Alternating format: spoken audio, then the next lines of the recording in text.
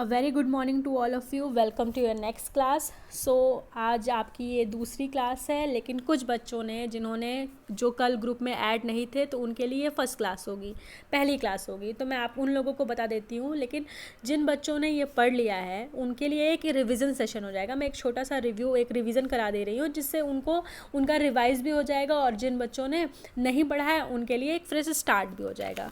तो स्टूडेंट्स, तो we are discussing about the chapter number 1, that is the living word. हमने chapter number 1 living word start किया था। Living means living things, like if you are talking about biology, which means if you are talking about living organism. Means first question arises here in your book, that is how will you differentiate the person is living or the non-living.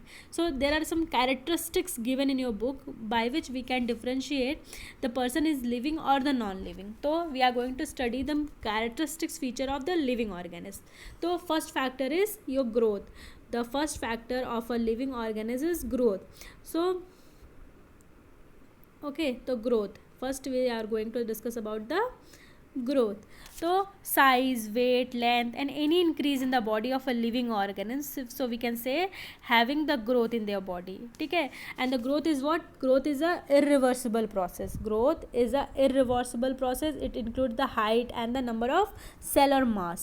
लेकिन एक exception example आता है यहाँ पे, मैं आपको बता देती हूँ, जैसे कि स्नो माउंटेन का। तो स्नो माउंटेन, जैसे कि आपका ये स्नो माउंटेन है, ठीक है, जैसे ही धूप निकली ये धीरे धीरे स्टार्ट हो गया मेल्ट करना, ठीक है। तो अभी तक इसकी हाइट कितनी थी, इसकी ग्रोथ इतनी हुई थी, लेकिन क्या हुआ, ये एक इरिवर्सिबल प्रोसेस में आ गया, मतलब ये इसकी ग्रोथ धीरे धीरे कम हो गई। तो हम इस फैक्टर से, इस एक्सेप्शन एग्जांपल से ये भी कह सकते हैं कि growth is not the only factor by which it is not only the characteristics of the living organism, मतलब इसमें एक एक्सेप्शन केस भी आ गया, ठीक है। लेकिन अभी अब मैं बात करूँ अगर किसी पर्सन की हाइट की, अगर आप 5'5" के हो या 5'10" के हो आपकी हाइट है, तो इट इज़ अ रिवर्सिबल। हाँ, आपकी हाइट बढ़ सकती है लेकिन आप छोटे नहीं हो सकते हो, तो it can't be change. Okay, तो ये हो गया आपका ग्रोथ आपकी जो है वो दो फैक्टर होता है ग्रोथ का, एक होता है एक्सटर्नल फैक्टर, दूसरा क्या होता है इंटरनल फैक्टर। तो एक्सटर्नल फैक्टर जो आपका इंटरनल फैक्टर हो गया, मतलब if growth is within the body it's said to be internal growth, like growth in the cells example हो गया इसका। और एक्सटर्नल फैक्टर जब भी ग्रोथ हमारी बॉडी के बाहर हो रही है, जिसको हम देख सकते हैं, जैसे आपकी हाइट हो गई, ठीक है, तो ये आपका एक्सटर्नल फैक्टर हो गया। उसके बाद आपकी बुक में एक दो नया टर्म दे रखा है, इन वीवो और इन विट्रो। पहला है आपका इन वीवो और दूसरा है आपका इन विट्रो। तो इससे घबराने की कोई ज़रूरत नहीं है, बहुत ही कॉमन वर्ड है। जैसे आपका इंटरनल और एक्सटर्नल था, बिल्कुल वैसे तरह इन वीवो मतलब inside, any reaction occur inside the body. जैसे कल मैंने पूछा था तो कुछ बच्चों ने रिप्लाई किया था, इन वीवो मतलब any reaction occur inside the body is known as in vivo, और in vitro is any reaction occurs outside of the body is said to be in vitro. Okay, तो ये हो गया आपका in vivo and in vitro.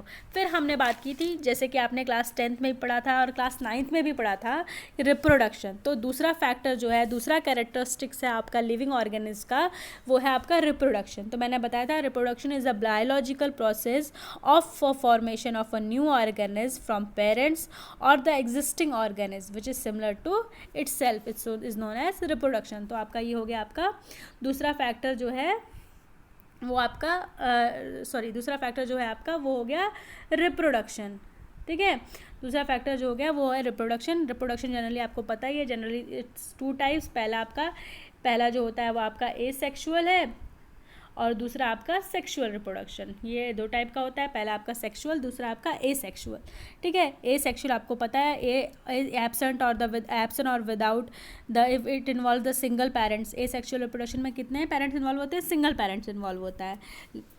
लेकिन जो आपका sexual reproduction होता है उसमें क्या होता है, उसमें 2 different sexes of organisms are involved, मतलब 2 डिफरेंट सेक्स के ऑर्गेनिज जो इन्वॉल्व होते हैं, लाइक मेल और female. Male and female are involved, or fusion of male and female gametes, and the fusion of male and female gamete and fertilization occur okay, and the formation of the zygote, okay, and डाइगोसिड your haploid in sorry diploid in nature, ठीक है, मतलब N chromosome इसका, N chromosome इसका, मतलब 23 दोनों मिला और यहाँ पे 46 क्रोमोजोम बन गया और ये आपका क्या हो गया, डिप्लॉइड हो गया, ठीक है। तो सबसे पहले जो सेक्सुअल रिप्रोडक्शन में क्या होता है, मेल एंड फीमेल गैमेट का फ्यूजन होता है, फर्टिलाइजेशन होता है और वो जाइगोट का फॉर्मेशन होता है और वो जाइगोट जो होता है वो आपका डिप्लॉइड इन नेचर होता है, ठीक है, जिसके पास 46 नंबर ऑफ क्रोमोजोम होता है। तो ये बात होगी सेक्सुअल रिप्रोडक्शन की, ठीक है। ए सेक्सुअल मतलब आपके सिंगल पेरेंट इन्वॉल्व होते हैं, लेकिन मैं आपको बता दूं टाइप्स ऑफ सेक्सुअल रिप्रोडक्शन के बहुत सारे टाइप होते हैं, जैसे कि आपने क्लास 10th में पढ़ा है, जैसे कि binary fission, multiple fission, regeneration, budding और फ्रेगमेंटेशन, ठीक है। तो कल हमने इसको डिटेल में पढ़ा था कि ये सारी चीज़ें क्या होती है, आप क्लास 10th से भी पढ़ के आए हो ये सारी चीज़ें। तो बाइनरी फिजन मतलब आपको पता है जिसमें when two parents divide into two individuals और two daughter cells are said to be your binary fission, और इसका एग्जांपल हो गया जैसे अमीबा हो गया। और आपका एक नया वर्ड यहाँ पे दिया है क्लोन। क्लोन्स मतलब क्या होता है, if anything morphological and genetically identical then it's said to be clones. And second one is multiple fission, when any parents organism, multiple means नाम से पता चल रहा है, मेनी मतलब ऑफ फिजन मतलब आपको पता ही है break down, when any parents organism divide into many daughter cell then it's said to be multiple fission. इसका एग्जांपल हो गया जैसे आपका प्लाज्मोडियम।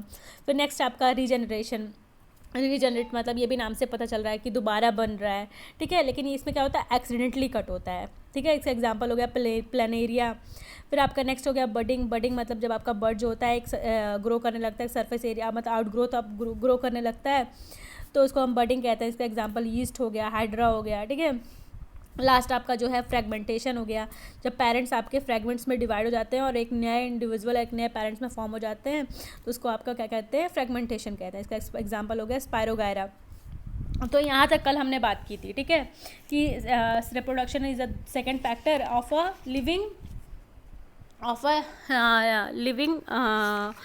बींग्स, ठीक है। तो थर्ड फैक्टर जो आज हम बात करने जा रहे हैं, लेकिन हाँ बात करने से पहले मैं आपको एक और चीज़ मैं बता देती हूँ कि रिप्रोडक्शन का भी एक्सेप्शन केस है। जैसे कि आप जानते होंगे म्यूल जो डंकी और हॉर्स का मतलब दोनों डंकी और हॉर्स का फ्यूज़न जो रहता है, तो जो आपका म्यूल होता है वो क्या होता है मतलब दोनों के फ्यूजन से बना रहता है। जो म्यूल जो रहता है आपका वो आपका स्टेराइल होता है। स्टेराइल मतलब it don't have the ability to reproduce, मतलब स्टेराइल होने का मतलब इनके पास कोई भी एबिलिटी नहीं होती है रिप्रोड्यूस करने की, ठीक है।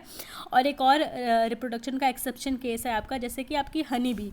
तो आप जानते होंगे हनी बी, आपने सुना होगा कि बहुत सारी रानी रहती हैं और एक रानी रहती है, उसके बहुत सारे वर्कर्स रहते हैं। तो जो वर्कर्स रहते हैं वो क्या रहते हैं, वो आपके स्टेराइल रहते हैं, तो उनके पास भी एबिलिटी नहीं होती है क्या करने की, रिप्रोड्यूस करने की।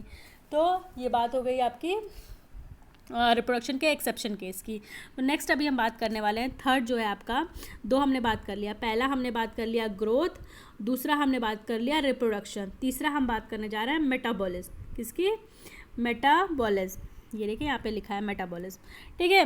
तो metabolism the sum total of chemical reaction occurring in our body, ठीक है।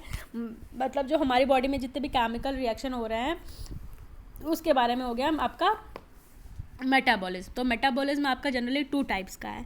कितने टाइप्स का, 2 टाइप्स का। पहला कौन सा है, पहला है आपका एनाबॉलिज्म और दूसरा क्या है आपका कैटाबॉलिज्म, ठीक है। पहला आपका एनाबॉलिज्म हो गया, दूसरा आपका कैटाबॉलिज्म हो गया। तो अभी इन दोनों का डिफरेंस समझ लेते हैं। तो एनाबॉलिज्म और कैटाबॉलिज्म क्या होता है, देखिए एनाबॉलिज्म जो होता है वो आपका it is a constructive process, it is a constructive process and the catabolism is your destructive process. Constructive process मतलब फॉर्मेशन ऑफ न्यू ऑर्गेनिज्म, ठीक है। ये कंस्ट्रक्ट कर रहा है, बना रहा है, जैसे नहीं होती कोई बिल्डिंग बनती है, कंस्ट्रक्शन होता है, तो उसी तरह ये कंस्ट्रक्ट कर रहा है। तो ये हो गया आपका एनाबॉलिज्म का पहला पॉइंट कि ये कंस्ट्रक्टिव होता है। It is a constructive process, formation of, it is a formative process, formation in which formation occur. दूसरा आपका कैटाबॉलिज्म, इसमें क्या हो रहा है, डिस्ट्रक्टिव प्रोसेस, मतलब डिस्ट्रक्ट हो रहा है, मतलब ब्रेक डाउन हो रहा है, ये आपका ब्रेक डाउन का प्रोसेस हो गया। तो दूसरी चीज़ है आपका ये एनाबॉलिज्म में कि जब भी कोई चीज़ कंस्ट्रक्ट हो रही है तो उसमें क्या लगेगी, हमें एनर्जी की ज़रूरत पड़ेगी। तो ये आपका एनर्जी, इट्स रिक्वायर्स एनर्जी, जो आपका एनाबॉलिज्म प्रोसेस है इट रिक्वायर्स एनर्जी। और आपका कैटाबॉलिक प्रोसेस है, इसमें क्या होगा, एनर्जी की रिक्वायरमेंट नहीं होगी, इसमें क्या होगा, ब्रेक डाउन हो रहा है, मतलब एनर्जी इसमें से रिलीज़ होगी। थर्ड पॉइंट क्या है, जब भी एनर्जी की रिक्वायरमेंट होती है तो उस प्रोसेस को हम क्या कहते हैं, उस प्रोसेस को हम लोग एंडोथर्मिक प्रोसेस कहते हैं, एंडोथर्मिक रिएक्शन कहते हैं, ठीक है। और जहाँ पे भी एनर्जी रिलीज होती है उस प्रोसेस को हम क्या कहते हैं, एक्सोथर्मिक प्रोसेस कहते हैं। तो ये आपका थर्ड पॉइंट हो गया एनाबॉलिज्म और कैटाबॉलिज्म का। अभी कोई एग्जाम्पल भी हो सकता है, तो हाँ बिल्कुल हो सकता है एग्जाम्पल। तो जैसे एनाबॉलिज्म का एग्जाम्पल है फोटोसिंथेसिस।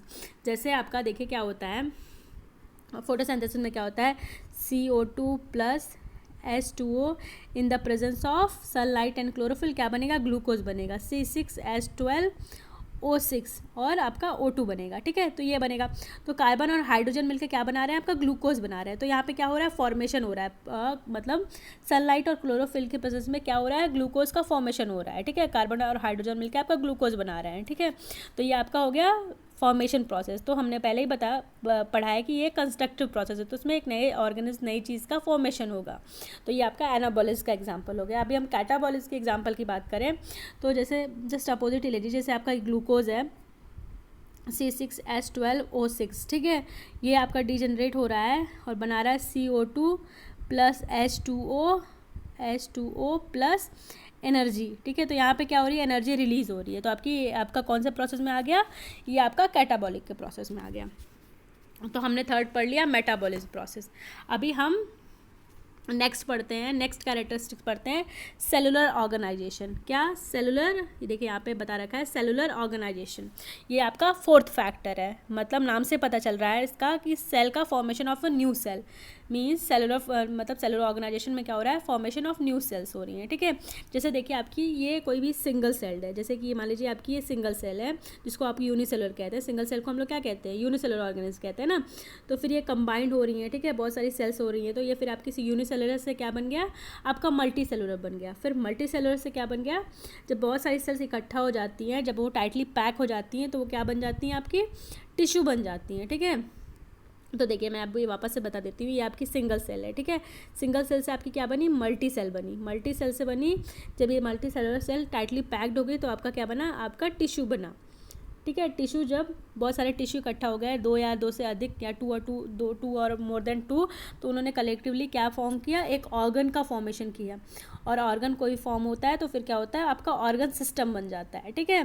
तो ये आपका सेलुलर ऑर्गेनाइजेशन में आएगा। सेलुलर में हमारी सेल्स, बहुत सारी सेल्स इकट्ठा होकर क्या फॉर्म कर रही हैं, तो में एक ऑर्गन, एक क्या कहते हैं, एक ऑर्गन सिस्टम का फॉर्मेशन कर रही हैं। तो ये आपका फोर्थ फैक्टर हो गया किसका, लिविंग ऑर्गेनिज्म का, मतलब फोर्थ फैक्टर ये किसी भी लिविंग ऑर्गेनिज्म का कैरेक्टरिस्टिक हो गया, ठीक है।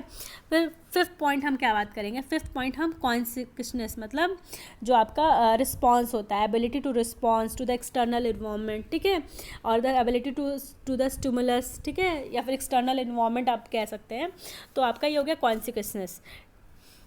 थोड़ा सा मुझे प्रोनाउंसिएशन में दिक्कत आ रही है, आप समझ जाएगा मैं क्या कहना चाह रही हूँ, कि मुझे ये वर्ड थोड़ा सा प्रोनाउंस करने में थोड़ी सी दिक्कत होती है, तो आप ये समझिएगा। तो इसके कॉन्सिक्वसनेस के दो फीचर्स हैं, कितने, जिसके दो मतलब कॉन्सिक्वसनेस जो वर्ड है उसके दो फीचर्स हैं। कॉन्सिक्वस मतलब समझ रहे होंगे ना कि किसी भी मतलब एक्सटर्नल इन्वायरमेंट में जो भी इंसान कोई मतलब किसी के अंदर एबिलिटी होती है कि वो बाहर के इन्वायरमेंट के प्रति अपना कोई भी रिस्पॉन्स शो करता है जब भी, तो उसको हम क्या कहते हैं, कॉन्शियसनेस कहते हैं, ठीक है। तो इसके दो इंपॉर्टेंट फीचर या दो इंपॉर्टेंट फैक्टर होते हैं। तो पहला क्या होता है आपका स्टिमुलस, इसके ऊपर भी मैंने बात की, स्टिमुलस मतलब एक्सटर्नल फैक्टर, और दूसरा आपका क्या हो गया, रिस्पॉन्स। पहला क्या हो गया था आपका स्टिमुलस और दूसरा आपका रिस्पॉन्स, ठीक है, ये आपका रिस्पॉन्स हो गया। तो स्टिमुलस में भी तीन फैक्टर आते हैं, इस स्टिमुलस में आपके तीन फैक्टर आते हैं, फिजिकल, केमिकल और बायोलॉजिकल। फिजिकल फैक्टर जैसे आपका हो गया लाइट हो गई, ठीक है, केमिकल फैक्टर हो गई आपका जैसे विनेगर, बायोलॉजिकल फैक्टर हो गया जैसे आपका पॉलन ग्रेन, मतलब सडन, जैसे कि लाइट जलती है तो आपका सडन रिएक्शन आता है ना, फिर आपका जैसे मतलब तुरंत ही आप रिएक्ट करते हैं किसी भी एक्सटर्नल इन्वायरमेंट की चीज़ों से, ठीक है, तो वो आपका स्टिमुलस में आता है। फिर थर्ड आपका क्या आता है, रिस्पॉन्स, इंस्टेंट रिस्पॉन्स, ठीक है। अगर आप किसी चीज़ को इंस्टेंटली रिस्पॉन्स कर रहे हैं, ठीक है, तो आपका किस में आता है, वो रिस्पॉन्स में आता है। एक और फैक्टर मैं आपको बता देती हूँ, सेल्फ कॉन्सिक्वसनेस, मतलब सेल्फ कॉन्शियस मतलब अवेयरनेस टू हिमसेल्फ। जब भी अवेयर होता है, इसका मैं एक एग्जांपल से समझाती हूँ। जैसे जैसे क्या होता है कि घर में, किसी घर में 2 भाई हैं, ठीक है। एक भाई मतलब मान लीजिए पिटपिटा रहा है अपने फादर से, वो पढ़ नहीं रहा था तो वो उसको मार पड़ रही है। तो दूसरा जो छोटा वाला भाई है, उसके अंदर सेल्फ कॉन्शियसनेस है। कैसे आ गई? वाला बड़ा भाई पिट रहा है पढ़ने के लिए, तो उसने क्या किया, फटाफट बुक वो खोल के वो भी बैठ गया कि भाई अगर हम नहीं पढ़ेंगे तो बड़ा भाई मार कर रहा है, उसके बाद दूसरा नंबर हमारा है। तो इसके अंदर क्या है, सेल्फ कॉन्शियसनेस मतलब अवेयरनेस आ गई, खुद से ये अवेयरनेस आ गई कि हाँ भाई मुझे पढ़ना शुरू कर देना चाहिए, वरना पापा फिर मुझे भी पीटेंगे।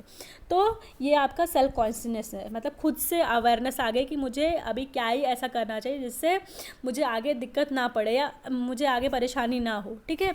तो ये आपका एक ऐसा फैक्टर है। लेकिन एक चीज़ और मैं आपको बता दूँ, ये सेल्फ कॉन्शियसनेस जो है आपकी, ये जो इम्पॉर्टेंट फीचर है, ये सिर्फ ह्यूमन बींग्स के अंदर होता है, ठीक है।